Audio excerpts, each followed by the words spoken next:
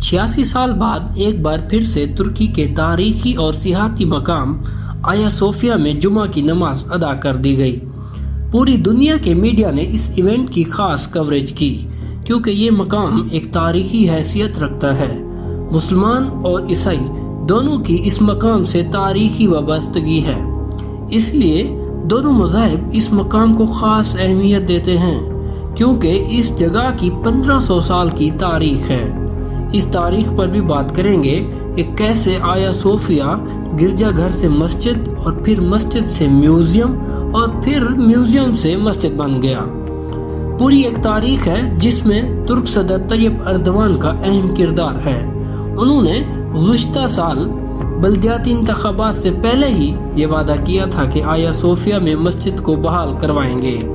پھر 10 جولائی 2020 کو آیا صوفیہ کے حوالے سے ترکی عدالت نے فیصلہ سنایا جس میں آیا صوفیہ کو مسجد بنانے کا حکم دیا گیا، اور اگلے ہی دن ترک صدر نے مسجد بنائے جانے کی منظوری دے دی اور 24 جولائی 2020 جمعہ کی نماز آیا صوفیہ میں ادا کرنے کا بھی اعلان کیا۔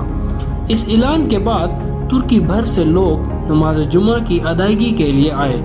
کچھ لوگ تو رات کو ہی آ گئے۔ سیکیورٹی کی وجہ سے صرف 1000 لوگ کو ہی مسجد میں داخلے کی اجازت دی گئی۔ ہزاروں افراد نے مسجد کے باہر سڑک پر نماز جمعہ ادا کی۔ خود طیب اردوان اور ان کی کابینہ نے بھی آیا صوفیہ میں نماز جمعہ ادا کی۔ ترک صدر نے اس موقع پر تلاوت قرآن پاک بھی کی۔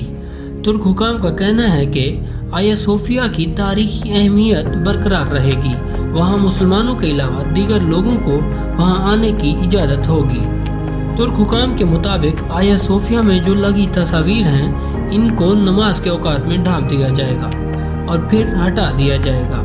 باقی وقت میں یہ تصاویر نمائش کے لیے ظاہر رہیں گی، جو کہ تاریخی پس منظر جب سیاح یہاں پر آئیں تو وہ دیکھ سکتے ہیں۔ طیب اردوان اس مقام کو خاص اہمیت دے رہے ہیں۔ 11 جولائی کے اعلان کے بعد 20 جولائی کو خود ترک صدر نے آیا صوفیہ کا دورہ کیا اور نماز جمعہ کے انتظامات کا جائزہ لیا۔ طیب اردوان اس معاملے میں خاصی دلچسپی دکھا رہے ہیں اور اسے تاریخی کامیابی قرار دے رہے ہیں، حالانکہ ان کے اتحادی ممالک خاص طور پہ یورپی یونین اور دنیا بھر کے عیسائی اس فیصلے کی مخالفت کر رہے ہیں۔ کئی برس سے ترکی میں یہ بحث جاری ہے کہ آیا صوفیہ کو مسجد بنا دیا جائے کیونکہ یہاں 500 سال مسجد رہنے کی ایک تاریخ ہے۔ آیا صوفیہ کی تاریخ 1500 سال پرانی ہے۔ سن 537 میں بازنطینی بادشاہ نے قسطنطنیہ میں چرچ تعمیر کیا اور 900 سال تک یہاں چرچ رہا۔ کئی برسوں تک دنیا کا سب سے بڑا گرجا گھر رہا۔ سمندر کے کنارے اور یورپ کے قریب ہونے کی وجہ سے اس جگہ کی ہمیشہ سے ایک جغرافیائی اہمیت ہے۔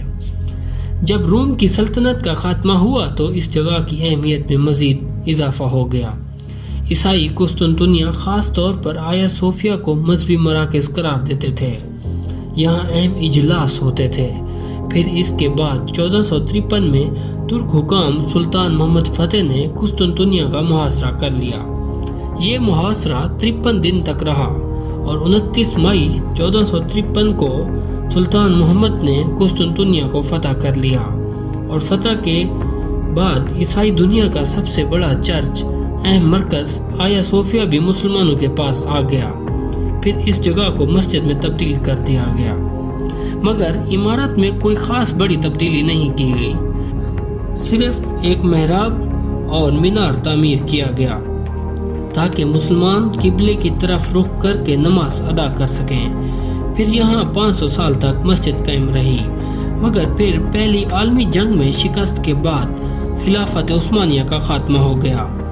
خلافت عثمانیہ کے خاتمے کے بعد جدید ترکی کے بانی کمال اتاتürk، جنہوں نے ترکی میں سیکولرزم کی بنیاد رکھی، انہوں نے 1934 میں آیا صوفیہ کو میوزیم میں تبدیل کر دیا۔ پھر 86 سالوں تک یہ جگہ بطور میوزیم استعمال ہوئی۔ اس کی تاریخ کی حیثیت کی وجہ سے نیسکو نے اس جگہ کو عالمی ورثہ قرار دیا، اور پھر نہ صرف ترکی کی بلکہ پوری دنیا کا معروف ترین سیاحتی مرکز بن گیا۔ دنیا بھر سے لاکھوں سیاح آیا صوفیہ آنے لگے۔ گزشتہ سال یہاں 37 لاکھ سیاح آیا صوفیہ آئے، مگر 10 جولائی کو ترکی کی سب سے بڑی عدالت نے آیا صوفیہ کو مسجد میں تبدیل کرنے کا فیصلہ سنا دیا۔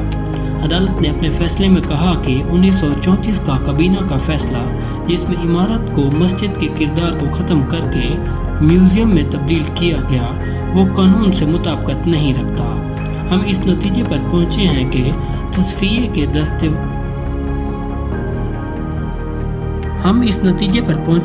تصفیے کی دستاویز میں اسے مسجد کے لیے مختص کیا گیا، لہذا قانونی طور پر اسے کسی اور مقصد کے لیے استعمال نہیں کیا جا سکتا۔ اس فیصلے کے بعد پوری دنیا کی عیسائی کمیونٹی نے تشویش کا اظہار کیا، اور خاص طور پر یونان نے اس فیصلے کو اشتعال انگیز قرار دیا، کیونکہ یونان میں بہت سے عیسائی قیام پذیر ہیں، لیکن اسلامی دنیا میں اس فیصلے کو ایک خوش آئند قرار دیا گیا ہے، اور خاص طور پر پاکستان میں اس فیصلے کو عوام کی طرف سے بہت سراہا گیا۔ اسی کے ساتھ دیجیے اجازت۔ اگر ویڈیو پسند آئی تو چینل کو سبسکرائب ضرور کریں۔ اللہ تعالیٰ آپ کا حامی و ناصر ہو۔ اللہ حافظ۔